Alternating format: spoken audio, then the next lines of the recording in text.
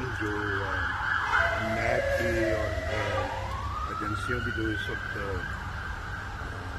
बातें जो हो रही हैं, आप सब जानते हैं NAB पिछले 3 साल से क्या कर रही है और एजेंसियां क्या कर रही हैं, वो भी आप जानते हैं, अच्छी तरह से जानते हैं। मेरा ख्याल है कि आपको फिर उसी से अंदाज़ा कर लेना चाहिए कि इन हालात में वो एक जब इंतकाम की आग भड़क रही हो, उसमें क्या करें। जो कराची का जो मामला हुआ है, सिंध में जो सफदर साहब के साथ जो सलूक किया गया है, जिस तरह से दरवाज़ा तोड़ के अंदर घुसे हैं और इसमें अपना जो तकद्दुस है चादर और चार दीवारी का, वो पामाल हुआ है।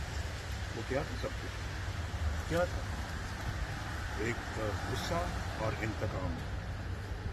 किस बात की सच बोला जा रहा है, हम सच बोल रहे हैं कि जी पाकिस्तान को चलने दो भाई, ये पाकिस्तान जो है वो बहुत सफ़र कर रहा है, पाकिस्तान को बहुत नुकसान पहुंच रहा है इन पॉलिसी से। तो स्टेट अब द स्टेट के हवाले से मैं कई दफ़ा कह चुका हूँ, उसका कल अमलन सबूत दिया गया कराची में परसों। तो उस पर क्या कहेंगे, वो एक ऐसा है, ये एस्टैब्लिश हो गया कि वाकई state with in the state है मुल्क के अंदर। बाकी अपना देखें वो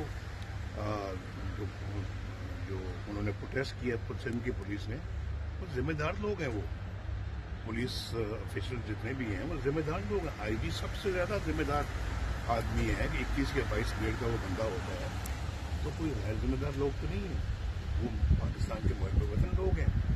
और उन्होंने एहतजाज किया, प्रोटेस्ट किया, इस पर उनका जायज़ हक है, क्योंकि मैं समझता हूँ कि ये उनके जायज़ हक पे एक जो है वो ताकत इस्तेमाल की गई उसको रोकने, तो एक्सरसाइज ना कर सके। तो ये तो काबिल ये सब आर्मी चीफ से मुतालबा किया गया तहकीकात का, भी इस पे आवाज़ नहीं उठाएगा, मैं तो गालिबन उसकी पाकिस्तानियत पे भी मुझे डाउट। ये सब आर्मी चीफ से मुतालबा किया गया तहकीकात का।